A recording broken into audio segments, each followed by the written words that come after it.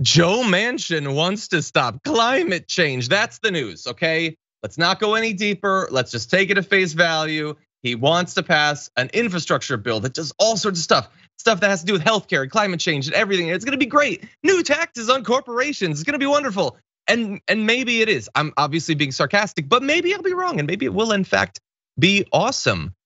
Here is what I'm talking about. Let's jump into this. The Inflation Reduction Act of 2022. You can see a screenshot there of what I'm assuming is all the details. No, it's just a one page like summarizing what this is gonna do. And we're gonna return to some of the specifics. But for right now, effectively, Joe Manchin, who has been for a year and a half stopping virtually anything from happening in the Senate, effectively taking Joe Biden's entire presidency and making it come to a screeching halt. He's worked with Chuck Schumer, and they've got a bill. It's a $740 billion package to increase taxes on the wealthy and invest in climate and healthcare, while also reducing the deficit. Don't get too ahead of yourself on the raising taxes on the wealthy. It's in a couple of specific ways, and I'm not saying that they're not good, but it's not like they're taking like the top marginal tax rate back up to the Obama years or anything like that. We're not there, and it might start to proceed soon. Schumer said that he plans to submit the bill text to the Senate parliamentarian, the true president, Wednesday night. So just last night, to begin reviewing it to see whether it passes the Byrd rule. So effectively, this ever-shifting goalpost of what can and cannot be included in a reconciliation bill. And there's already some reasons to believe that certain components might not be able to be in there.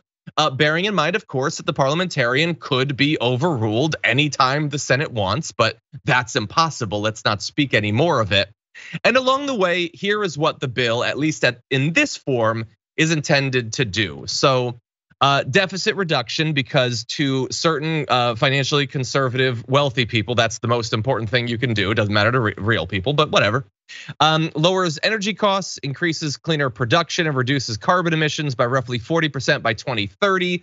We'll see about those estimates. And I've already discovered a few little issues with the bill, but that's what some people are saying it's gonna do. Allows Medicare to negotiate drug prices and caps out-of-pocket costs to $2,000. I mean, Medicare being able to negotiate for drug prices is this massive thing that they've supposedly been working on for years and years and years. So that would be a big win. Lowers ACA healthcare premiums for millions of Americans for a few years. It includes subsidies to keep the cost down. That's good. We've been talking about the fact that if those premiums go up, it's gonna happen right before the election, which isn't just objectively a terrible thing to do to so many people, but also it is a massive dereliction of your pragmatic political duty to not allow something like that to happen right before an election. So they're gonna stop that. Make the biggest corporations and the ultra wealthy pay their fair share. Effectively there, they mean the carried interest tax loophole would finally would no longer exist. And they will provide a 15% minimum tax on corporations. Now, if that seems low, yes, it would be. It's lower than you have to pay, but bear in mind, many of these corporations pay 0% effectively right now. In fact, some get money back from the government. So that would be a big raise. There are no new taxes on families making $400,000 or less, no new taxes on small businesses.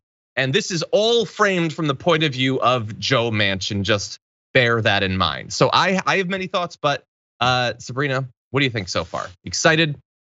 No, not at all. I mean, not at all? Not really, because look at what we're dealing with. We're so excited that this coal baron is attaching his name to this climate change bill, when really, like, what are we only gonna get, like about 400 billion or so is gonna go towards this, or for specifically climate change, like 369 billion. Like, this is nothing compared to what was like Bernie's proposed amount of like 6 trillion, and then Biden's, what was it, like 3.5 trillion. Like, it keeps getting whittled and whittled and whittled down. That we're proud of this. This is historic. This isn't good enough. And the fact that Manchin gets to attach his name to it as if he hasn't been resisting, advances for, battling climate change. I'm not happy. I'm really bothered that this is being called historic, because now the bar is so low that this is what we're going to continue to accept. So I'm not that excited. And especially, like, this is supposed to be a win for climate change. And yet part of Manchin's agreement with Schumer is that, like, supposedly it's gonna make it easier for like pipelines to get like federal permits. So like, is it really a climate change win? I don't like what I'm seeing so far. It's something, sure. Historic, not so much. I had been feeling so good, and then you had to be all honest about it with your critical thinking and all that. Lame. I don't like it. I want to get excited again. Hold on, let me look at this one pager. Okay, good. No, I feel good again. Anyway, yeah, no. So, but two things can be true at the same time. It can be far more money going towards fighting climate change than ever before, and far less than is necessary to seriously address the scale of the crisis that we face. I totally agree. It is. You were so right in your choice of words. They're calling it historic, but no, as you said, it's been whittled and whittled and whittled until the point where it's not historic, it's whittle. It's a whittle climate change bill, but it's something, okay? And anyway, let's jump to a little bit more, like a reminder too. I think you might have mentioned this figure, but originally Joe Biden wanted $4 trillion for Build Back Better. Now, why would that be bigger? Well, it included some really divisive and radical things that no real working class American would want, like tuition-free community college, subsidies for childcare, expanded monthly child tax credit. Oh wait, all things that are hugely popular, and that other advanced societies have been able to manage for a very long time. And there's so many other things that in theory could be included in this, like maternity and paternity leave and all that, but they're not even talking about that stuff anymore. That said, okay, I went looking. The people that I respect in the area of climate, what are they saying about this? And there's some I'm still waiting to see statements from, but I did see that the Sunrise Movement had put out a response saying the system is rigged when one man who profits off of fossil fuels can hold life-saving climate legislation hostage. That tweet, I think, was actually ghostwritten by Sabrina. But anyway, but if 50 senators are actually committed to voting for a package that reduces emissions by 40% by 2030, Congress must pass it immediately. Again, that's the emissions reduction figure that he's saying. And maybe it's even true. Maybe they're tentatively accepting that at Sunrise. But I do want to say, and you alluded to this, that doesn't mean that all of this is coming up green. So here's a little excerpt. The accord, like the fact that they're gonna have this deal supposedly, came about because Schumer, Pelosi, and Biden also agreed to seek and pass new legislation easing the federal permitting rules for pipelines and other infrastructure in the coming months. Such regulatory changes have to be tackled separately from Democrats' spending package, given the rules under reconciliation, that bird rule. Manchin has in particular prioritized a drilling project in Alaska and a natural gas pipeline that runs through West Virginia. So, a little bit of corruption, I guess, to grease the wheels, I suppose. I don't know. I supposedly the emissions reduction figures include that. We'll see.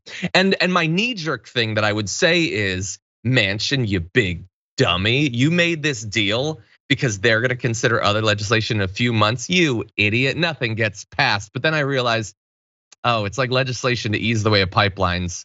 They're gonna be able to find 60 votes for that, no problem. Sabrina, what do you think? Yeah, he's gonna be just fine. It's all gonna work out in his favor. So in a way, he's getting a win from the right and a win from whatever left we have in this country. And it sucks because he's probably gonna stick around because of this, because people are gonna think of him as the person who finally helped get something passed regarding climate change. Yeah, it's awful.